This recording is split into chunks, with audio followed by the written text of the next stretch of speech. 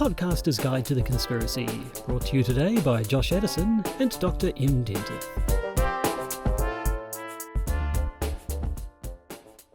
Hello and welcome to the Podcaster's Guide to the Conspiracy. I am Josh Edison, they are Dr. M. Dentith. We are in Aotearoa, New Zealand, where the election has now taken place. It has, and what a tidal wave, what a tidal wave of red that election turned out to be.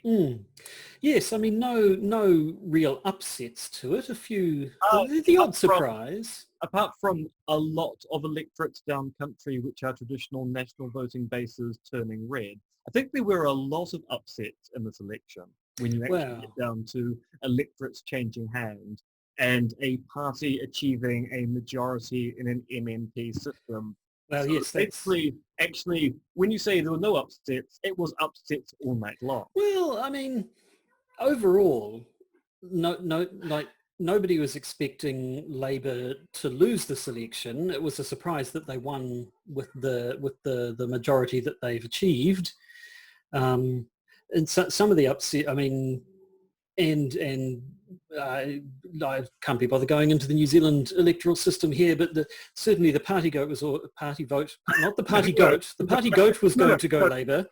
Tell the listeners about this mysterious party goat, because I feel that's part of the election that no one has talked about. You know as well as I do that the first rule of the party goat is that you do not talk about the party goat. Now the party vote, we can talk about that, and it was fairly obvious that was going to go to Labour, but as the what? The party stoat. No, nor the party coat. What about the party float? No, the party moat, I mean, that doesn't work anymore. It was drained several decades ago, but no. And then, of course, you've got Labour's party gloat. Well, yes, there's been no small amount of that going on, at least in private, I'm sure. What do we have? I mean, we had Chloe Swarbrick winning the electorate for the Greens in Auckland Central. I don't know if that was entirely expected. The Maori Party taking an electorate off Labour. I don't know if anyone was expecting that either, but that was good. But yes, I think in terms of conspiracy theories and what have you, we might save that for the bonus episode towards the end there. But as it happens, the election occurred.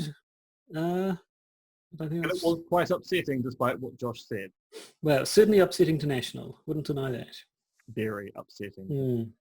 Anyway, we're back on Conspiracy Theory Masterpiece Theatre. I ask the question because everybody who's watching the video of this podcast will be thinking it. Are you masturbating whilst on camera? No, I know that's the style these days. I know important gentlemen in the States are doing it, but it's just not my cup of tea. Have you ever masturbated on camera whilst recording this podcast? I can honestly say I have not done such a thing. Wasn't aware that was a thing people did, to be honest, outside of certain industries. What I should have said is, have you ever accidentally masturbated on camera whilst recording the podcast? Then you could have made a denial, and then people would have gone, didn't actually feel bit too specific, that denial, yes. Yeah. Yes, we are, of course, referring to the case of a guy whose name I've forgotten. Jeffrey Toobin? That sounds about right.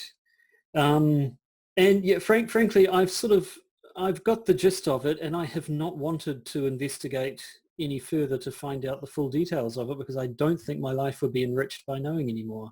What I find fascinating about the case is the number of media types in the US who are essentially running the argument of, but haven't we all masturbated on camera during a Zoom call in the past? And people are going, no, actually, most of us haven't.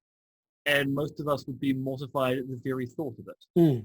I saw one take from an article suggesting that the real problem is just simply that there's such a social taboo around masturbation, and we should just be doing it all the time in any circumstance. And suggested also that had the guy actually been having sex on camera, that wouldn't have been as bad. And I don't follow that line of reasoning. I mean, it was on a Zoom call amongst high-powered journalists. The idea you start ramming your partner whilst discussing the plans for tomorrow's editorial really doesn't seem like the kind of thing which is acceptable in a work meeting. I mean, I don't have an office job, even though I'm recording this in an office. So I actually do have a job that takes place in an office, but it's not an office job. But as far as I'm aware, we do not have sex during the job.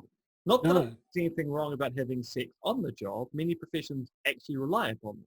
It's just that it's not normal in my workplace, and it no. isn't normal in the media workplace unless I'm very much mistaken. Mm. Yes, so perhaps we should pledge here and now that the podcaster's guide to the conspiracy shall remain a masturbation-free zone. Can you make that promise? I Can can. you guarantee it? I mean, I'm saying yes, I can guarantee it. 5 episodes later, because sorry. Yes.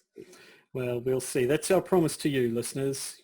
If you hear any dubious sounds in the background, it could be any number of things. Won't be that thing. Actually, no. Let's make a deal. If we get 5 more patrons in the next month, we can guarantee in perpetuity there'll be no masturbation taking. Actually, no. Now I've suddenly realised the problem with this. If there are people out there who want us to masturbate on camera, Mm. that will then make them not want to pledge. But if you do want to ensure there's never any masturbation on camera, become a patron. You get 5 new patrons over the course of October and November. We can guarantee in perpetuity there will be no masturbation occurring during this show. That's a cast iron guarantee. Yes. I don't don't want to speculate on what might happen if we don't get to those number of patrons. I mean, an element of spite might come into play and we might just start doing it. But no, best not to go there. And revenge sex is meant to be the best sex there is. Well, that's they say, although it's also supposed to be a dish best served cold, and I don't quite know how those two metaphors mesh. And I think maybe we should drop this line of conversation. And, or about saying sex with corpses. Yes. Anyway, it's an episode of Conspiracy Theory Masterpiece Theatre. I'm just seeing how badly I peaked on that anyway. Such was my desire to change the topic. We have an episode. We have an episode featuring a paper by a friend of the show, Brian L. Keeley. Who has said to me that if he ever teaches another course on conspiracy theories, actually would be tempted to assign some of these podcasts as listening for students. Well, that's very flattering. I expect it'll get more flattering as we go into this episode, because I don't know if you picked this one specifically for me, but the topic of this conspiracy theory is right up my alley. It is. Right up. We were going all the way up. And it's actually chronologically and numerically the next episode. But I knew there's going to be a bit of talk of agnosticism, and I know how much you like to ride the agnostic boat. Right, so let's hop aboard, play the chime, and get down to it. And watch out for that goat.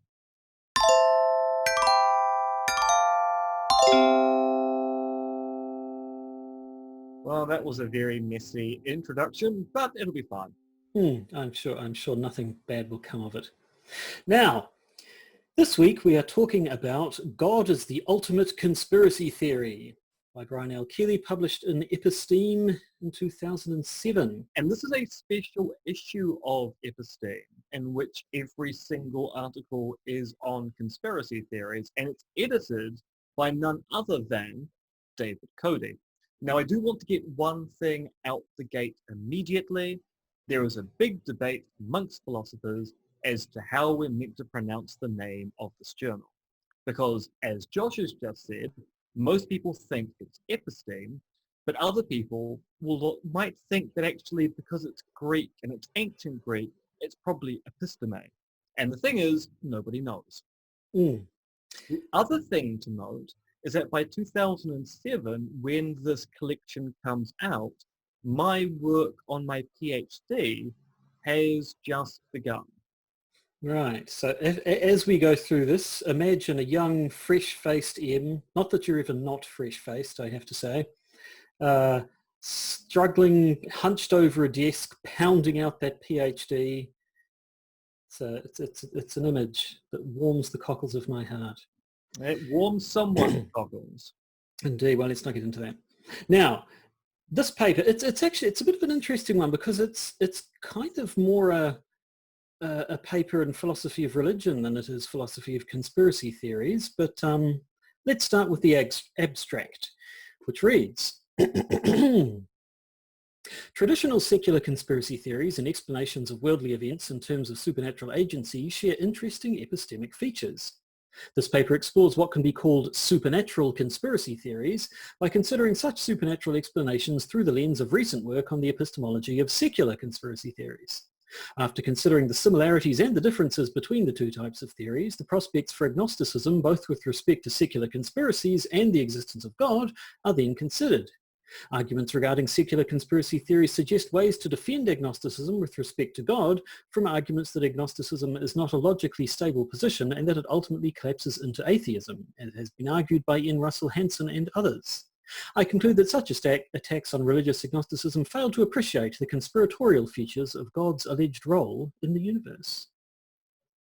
And from talk of God, goes straight into talk of Donald Rumsfeld. Yes, I was about to say, what's interesting is that this abstract is very high-minded, and yet the first thing we get is a discussion of that infamous speech by Donald Rumsfeld about known knowns, known unknowns, and unknown unknowns, which, as Keeley points out, was something that Rumsfeld was I can't even say roundly, was roundly mocked for at the time, but as epistemologists have argued, isn't actually a stupid point at all. No, I mean, I think, I don't know, people just objected to the fact that he suddenly launched into this vaguely poetic metaphysical discussion on the limits of knowledge, in what was otherwise it sort of had the tone of somebody trying to bluff his way through an answer. But the fact remains that he does make a very good point. There are things that we know, there are things that we know we don't know, and then there are things we don't even know we don't know. When you're worried about intelligence, particularly intelligence about activities going on overseas, the things that we know we don't know and the things that we don't know are even happening and have no suspicion about are the really worrying things. So to talk about 9/11, for example, it was known that there were movements overseas that were against the United States of America due to its activities in the Middle East. But depending on who you talk to, it was completely unknown to the American intelligence apparatus that a major terrorist attack was being planned for the continental United States. Now, that is contentious because there is quite a lot of evidence that indicated that the intelligence apparatus in the US, if they had acted on things they had known, could have prevented 9/11 from occurring. But there is one version of the story where they go, look, 9/11 was a complete surprise because we did not know to be suspicious of this kind of attack. It really was an unknown unknown. And so Brian himself says, obviously Rumsfeld has no answer to offer here, but he does want to claim that in the case of national security threats, we do in fact know one thing about unknown unknowns. We know that it is extremely likely that unknown unknowns exist. And that resonates a lot with what Lee Bash is talking about, with the idea of there being at least one malevolent conspiracy going on in the background at this point in time.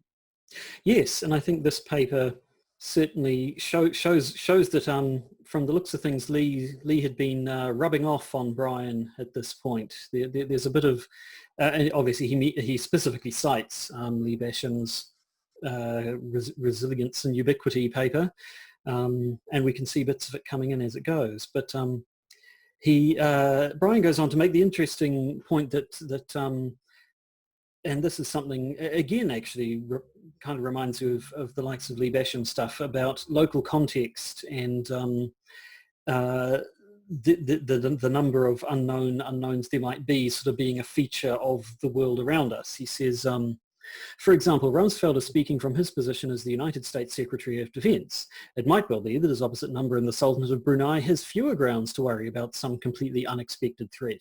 For a variety of reasons, Brunei has far fewer and much less diverse enemies than does the United States. By the same token, it might not be the case that all domains of knowledge have this feature. Knowledge of national security threats does, but does my knowledge of what's likely to be found in my local grocery store? Probably not to any significant degree.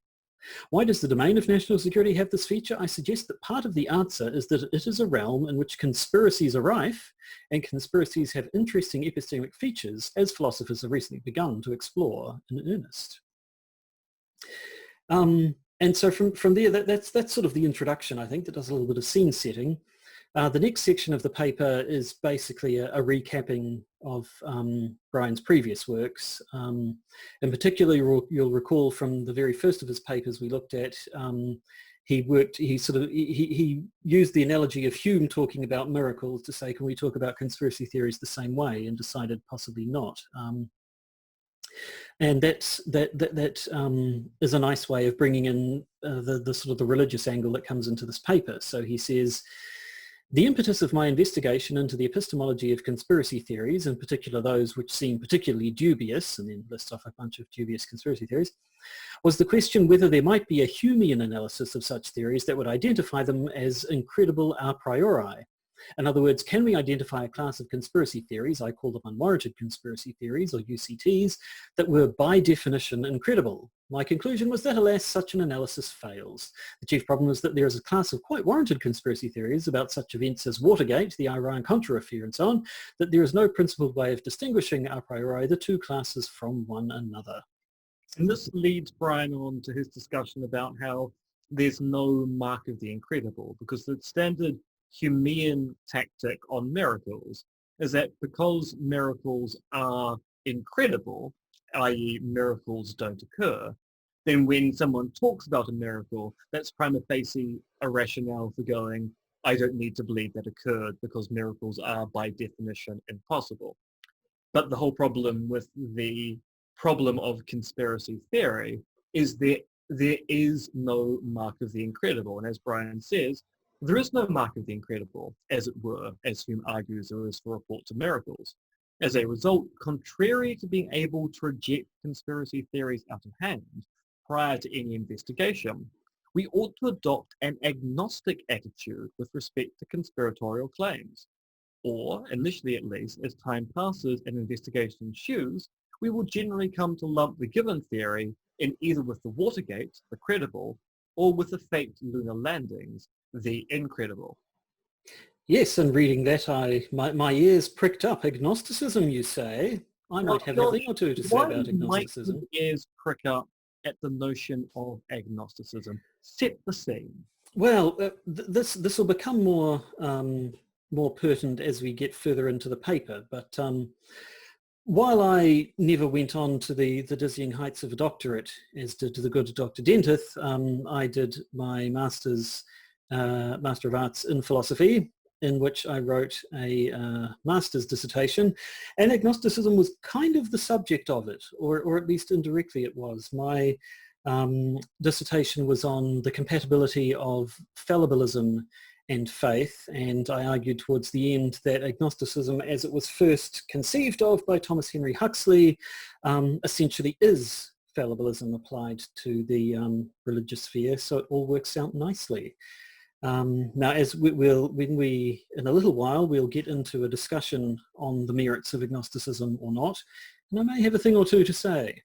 You may indeed. Now, I want to interject here and say what's interesting is that Brian, in putting forward the idea that we should adopt an agnostic attitude, or as he will say later on in the paper, a humble agnosticism, is kind of a response in my eyes to Lee Basham's idea of the pragmatic rejection, in that Lee's response is there's nothing we can do. Brian's response is we just be agnostic about these things until such time we have more evidence.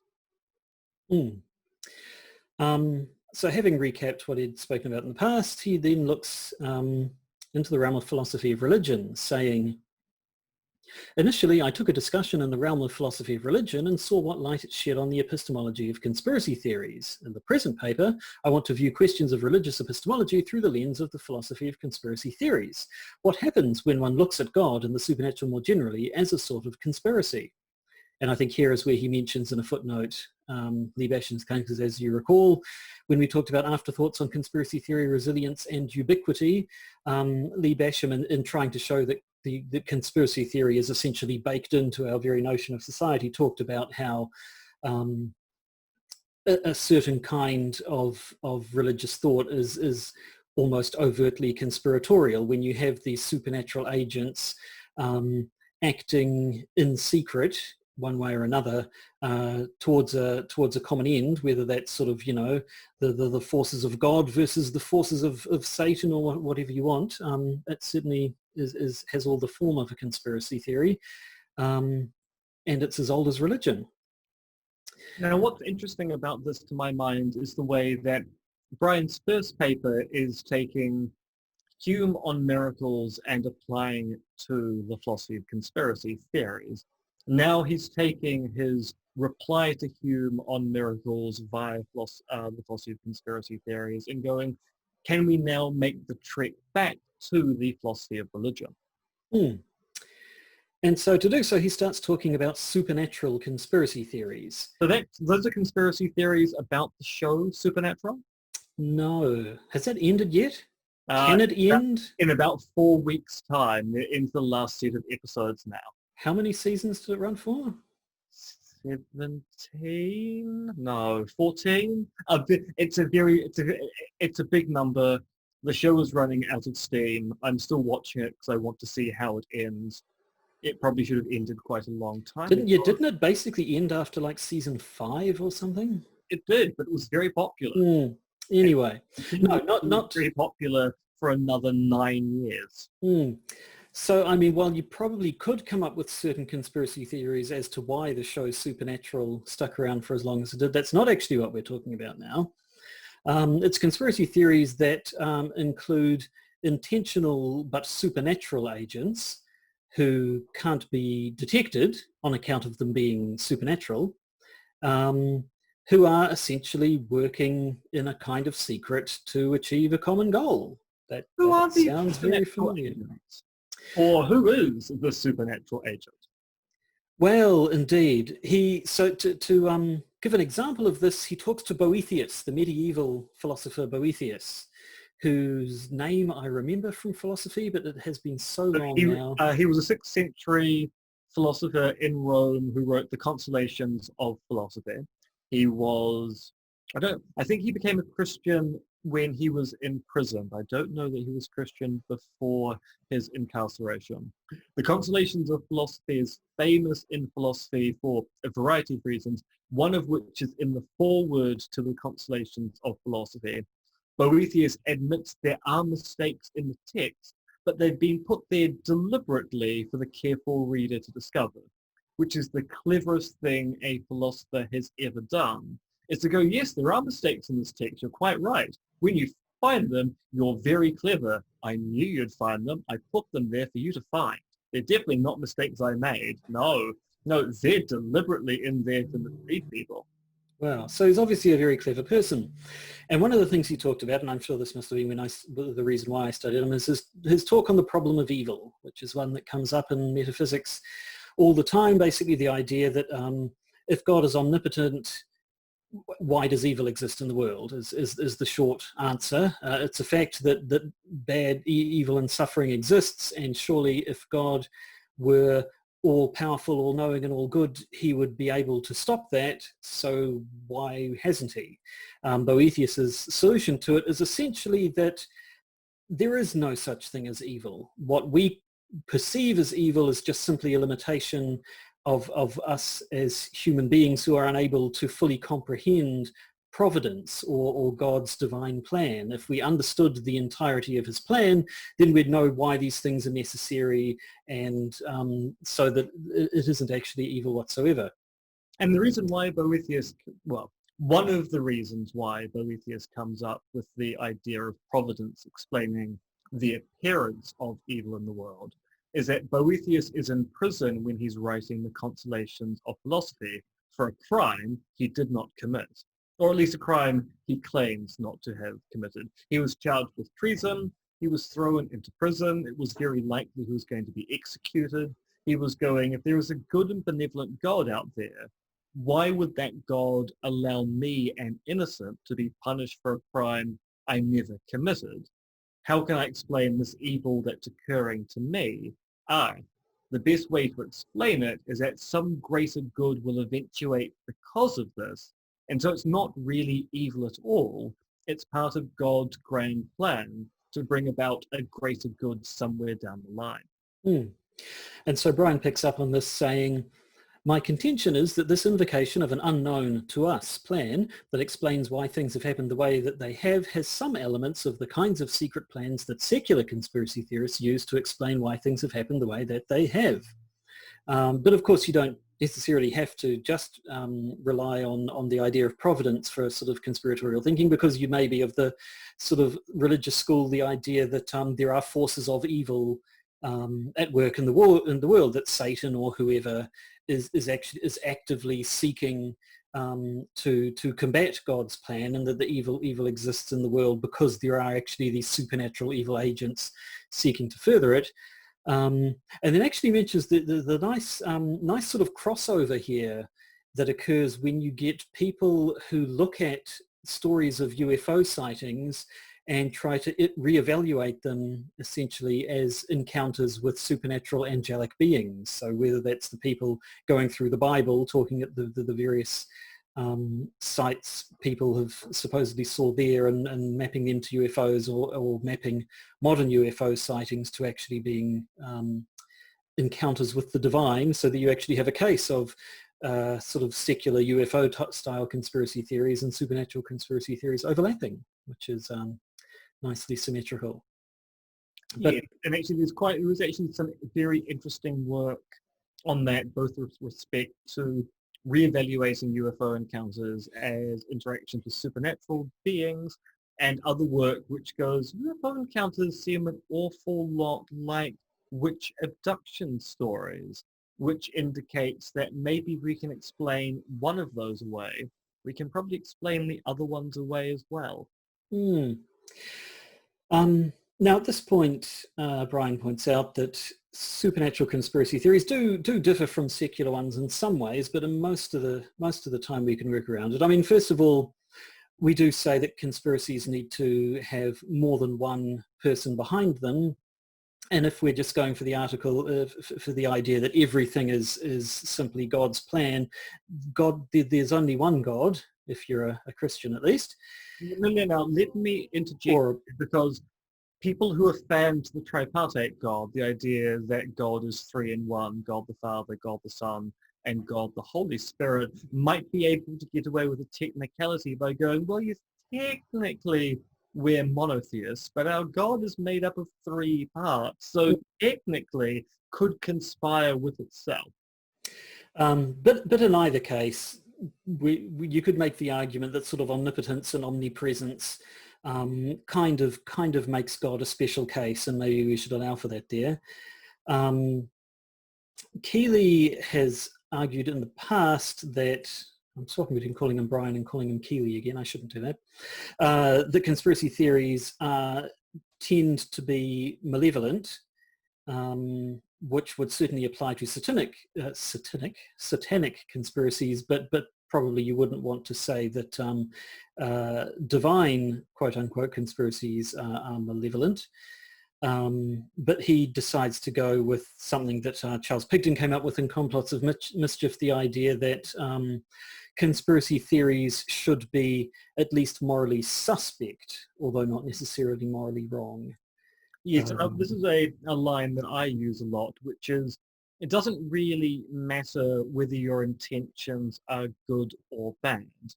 If people think you're acting secretively, they are going to be suspicious of what you're doing, no matter what you intend to achieve. So the idea that someone is acting in a secretive manner means it allows you to make the move to say what you're doing is suspicious, because otherwise why would you keep it secret from me? You simply can't make the move to the claim that that behavior is sinister, because sometimes people do secretive things for good reason, such as organizing a surprise party. Although I should point out that Brian kind of poo-poos the idea of surprise He does, parties yes. fitting into the schema of what counts as a conspiracy appropriate for a conspiracy theory.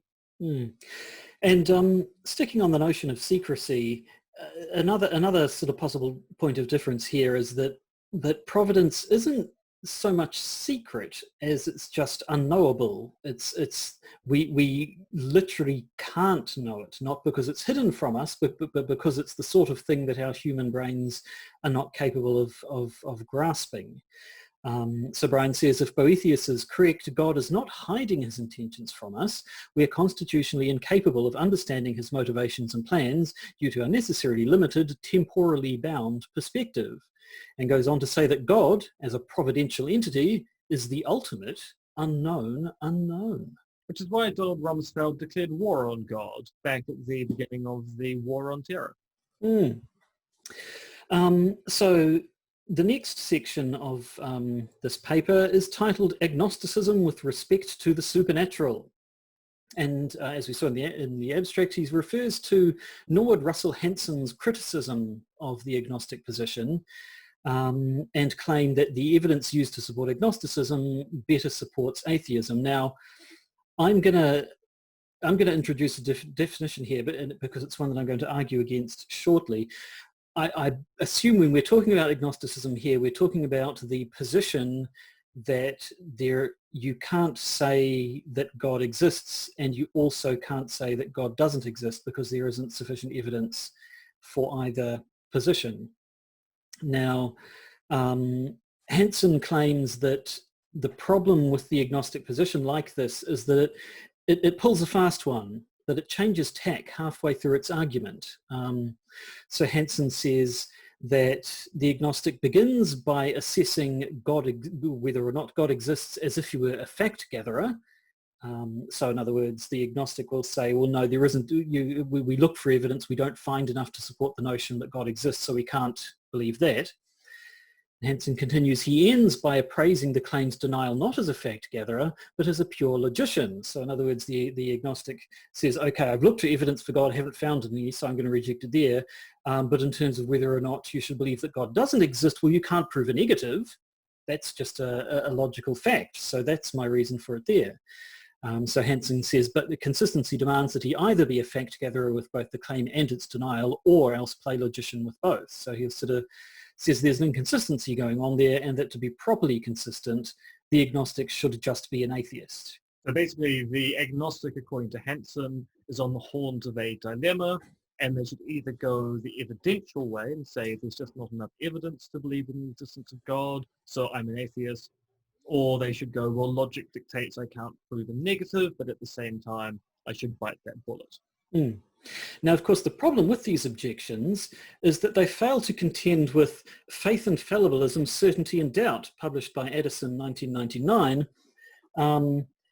The reason why they probably don't contend with this is that it was just my dissertation, and a copy of it exists in the philosophy department of the University of Auckland and on my bookshelf and nowhere else in the world.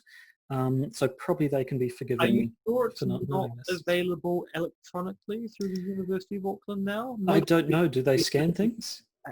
They are digitizing a whole bunch of stuff now, so it actually might be available online. I've never looked. I should, I suppose. Maybe it is. But if you do, you'll find out whether it's been read, because they track downloads on those things now. You might go, oh, I'm really, really popular. I used to set up an academia.edu account and a Phil People account and just see all the references start flowing in. You might be a superstar in the world of agnosticism. Well, now you put it that way, I kind of don't want to find out and just live with that fantasy in my mind rather than have it dashed. But the point is, so the point of my dissertation essentially is that faith is compatible with Fallablism for a given definition of Fallablism and a given definition of faith. And the point that I argued for is that agnosticism is best understood as the extension of Fallablism into the religious sphere. and that fallibilism is best understood not as a specific position, but it's more of an attitude. So it's not a belief, it's an attitude towards belief, and should be used more like a rule of thumb. It's more similar to the likes of Occam's razor than it is to any other position. So fallibilism doesn't make any claims about the truth or falsehood of particular propositions. It just reminds us that no matter what proposition we believe to be true or false, we should be open to the possibility that it could be revised on the basis of future evidence, because we human beings don't know what we don't know. So fallibilism is a statement about us more than it is a statement about any particular belief. And so applying that to the religious sphere, you come up with an idea of agnosticism, which is not a position. So agnosticism isn't a position as to whether or not God exists or God doesn't exist. It's not on the spectrum of atheism versus theism.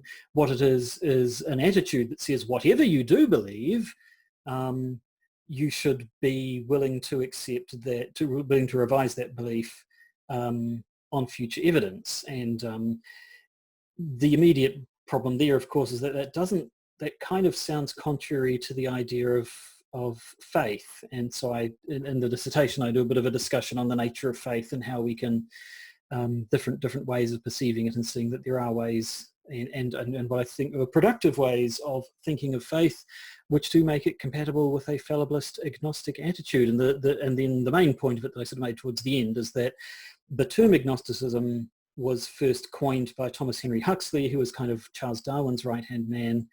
And when he talks about agnosticism, he very clearly is using it as a fallibilist attitude towards the question of whether or not God exists. Basically, he says he doesn't use it, doesn't argue in those particular words, but a bunch of the things he says that's basically is advocating fallibilist position. So there you go. So in my view of it, if we were to be properly agnostic, that kind of avoids all of this criticism entirely. But that's not the view of agnosticism that we're using.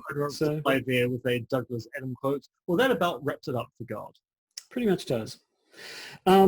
Anyway, that's all kind of immaterial, really. I just can't resist the urge to jump on my own little topic of expertise. Blow your own.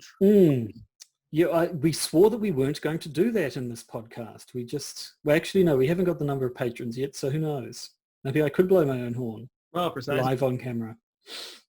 Anyway, the point, digression aside, the point of this is that another problem with this is the idea that the fact that you can't prove a negative, that's an objection that applies to basically anything imaginary, anything you can say as an objection to the to atheism. It also applies to anything, basically. Yes, you can't prove that God exists. You also can't prove that God doesn't exist. You also can't prove that unicorns don't exist, or that flying magical pixies don't exist, or it just goes on and on and on and on. So, what does this mean for conspiracy? What does this mean for conspiracy theories? Wow. So are you asking what are the implications for conspiracy theories? Well, the implications are when looking at conspiracies, and I'm actually reading your own notes here, the rule of thumb above doesn't apply because, as has been said before, conspirators are actively hiding the truth from you in a way that the objects of scientific investigation don't, brackets, we hope. Now, this seems like an updated version of Keeley's argument of conspiracy theories, which is the argument that nature doesn't lie, but conspirators do. So as Brian points out, one of the problems with talking about falsificationism when it comes to talk of conspiracy theories is that when it comes to investigating nature, nature tells us no lies.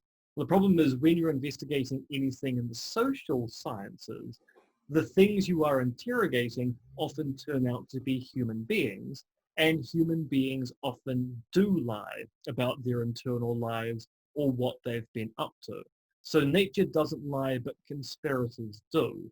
And that way, because we know that conspirators might be actively hiding what they do, it's very hard to apply this rule of thumb to entities of that type. Mm. So once again, my ears pricked up at the next section when Brian says... Your ears are pricking a lot at the moment. They sure, wow, that paper had this effect on me.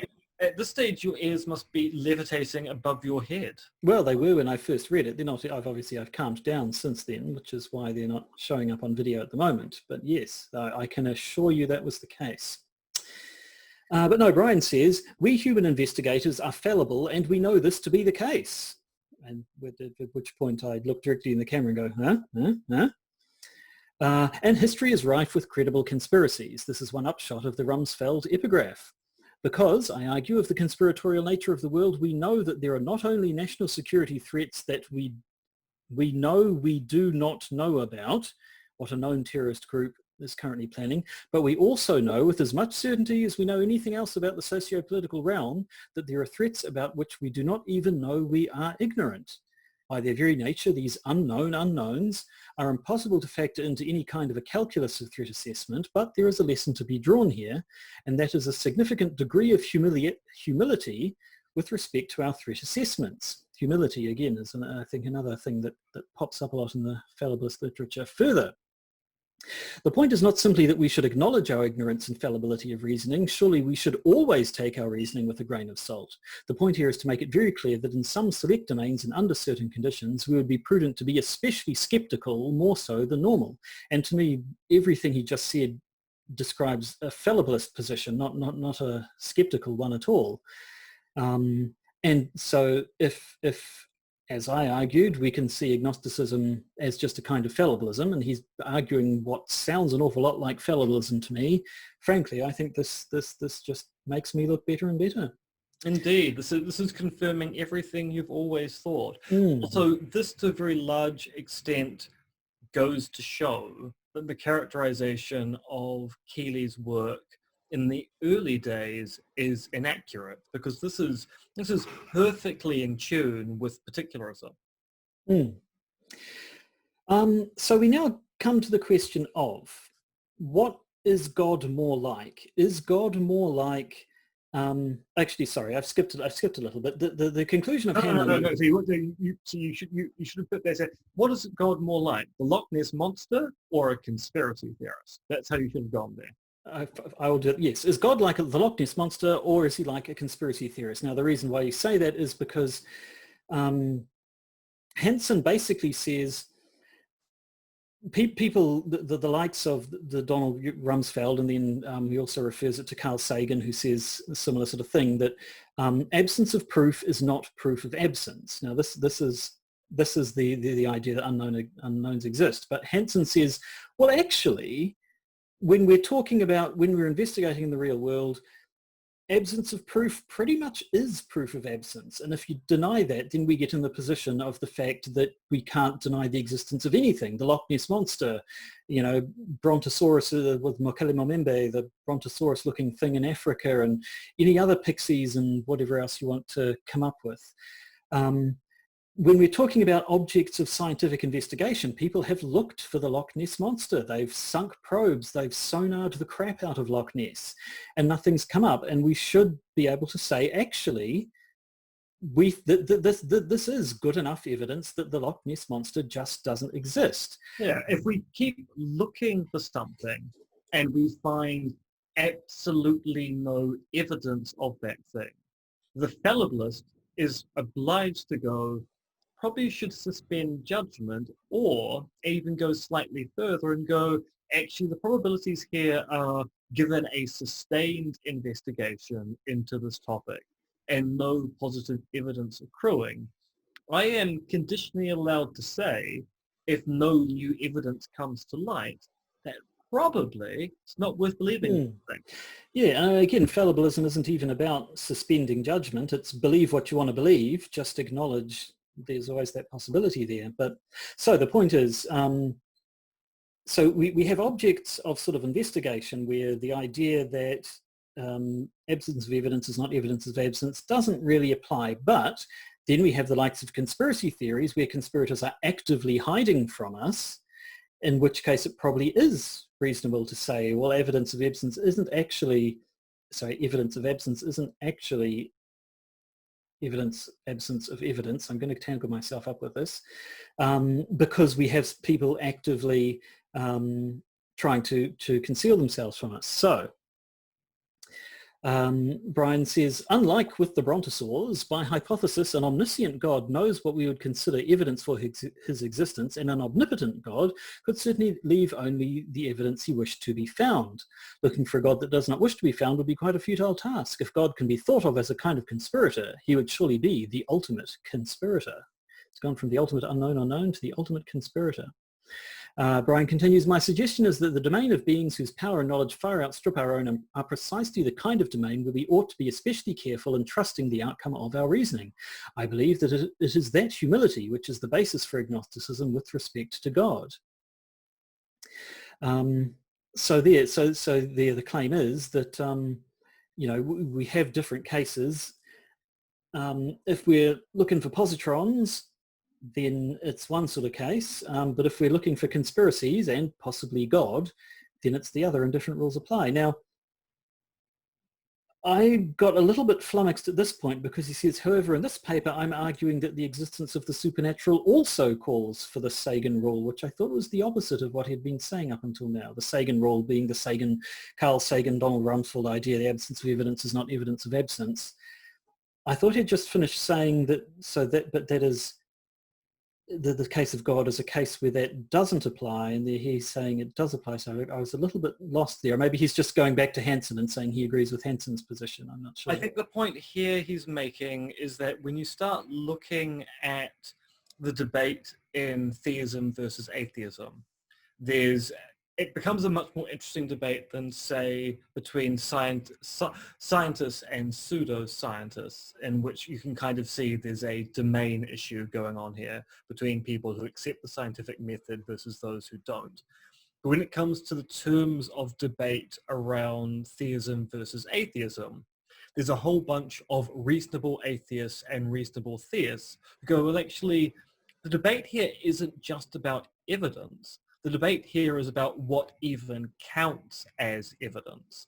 So there's a big worry here that the debate in this domain goes well beyond just a simple evidential hearing.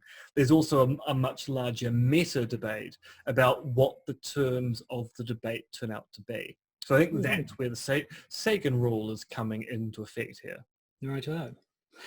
And at any rate, so we reach the conclusion, and Brian rounds everything out by saying, at the very least, I believe I've shown that this is all grist for the mill, that considering theological questions about the existence of God in the light of the strange epistemology of conspiracy theories enriches the discussion in interesting ways.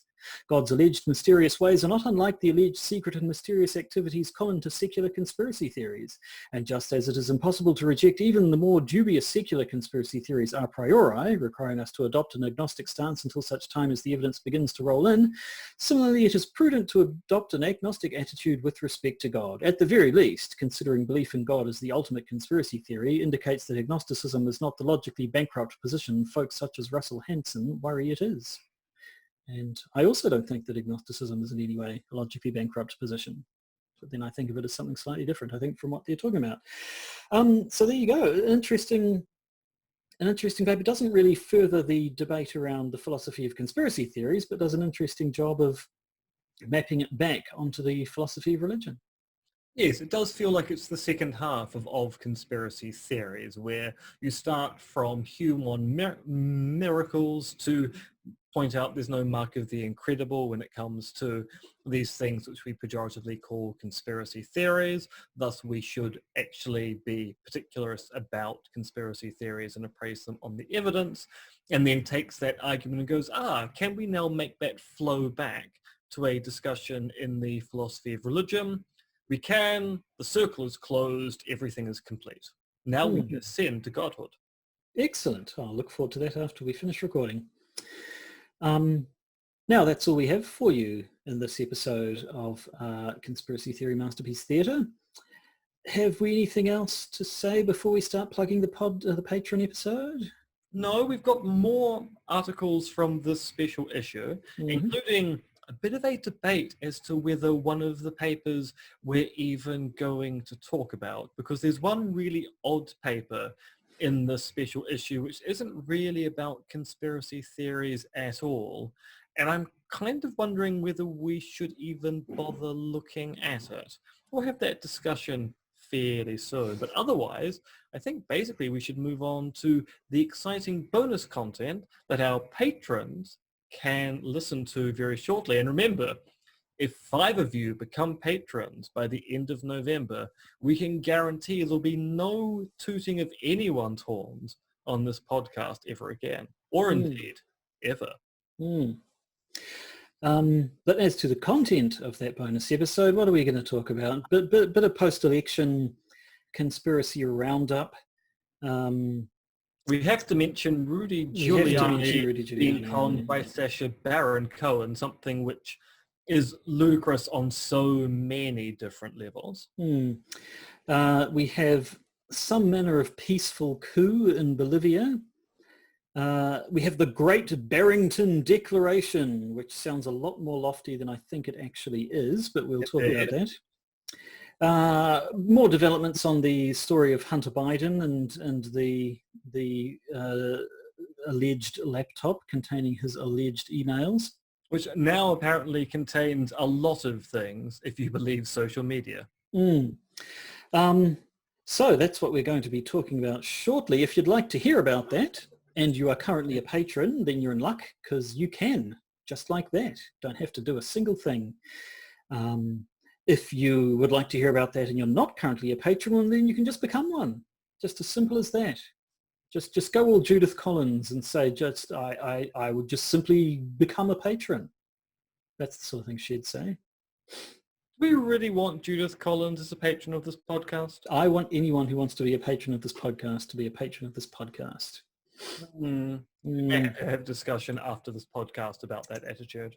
Do you going to have plans about my issue with my plans to dig up Hitler's corpse and make him a patron of this podcast?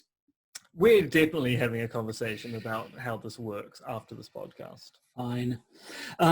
Yes, if you want to become a patron, go to... Now, actually, I looked it up, and it is patreon.com/Podcaster's Guide to the Conspiracy. All one word, I think. But if I have got that wrong, just search for the Podcaster's Guide to Conspiracy. You'll find us just fine. Or you can go to conspiracism.podbean.com, which is where this podcast is officially hosted, and they have their own patronage scheme there as well. And actually, all the details are listed in the show notes of this very podcast you're listening to. So there you have it. And I don't think there's anything else we need to say right now. No, other than we're not masturbating on camera. Quite. You can be sure of that. I guarantee it. Goodbye. Right.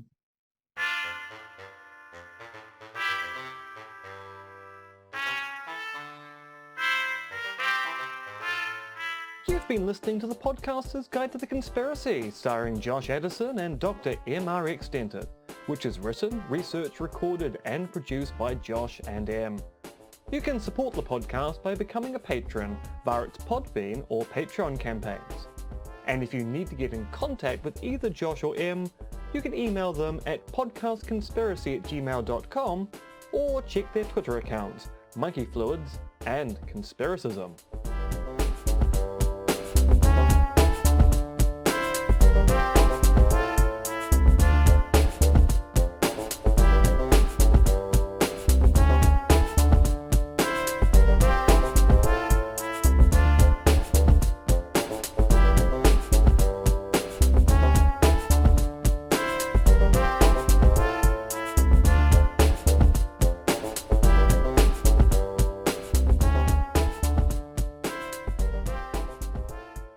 And remember, they're coming to get you, Barbara.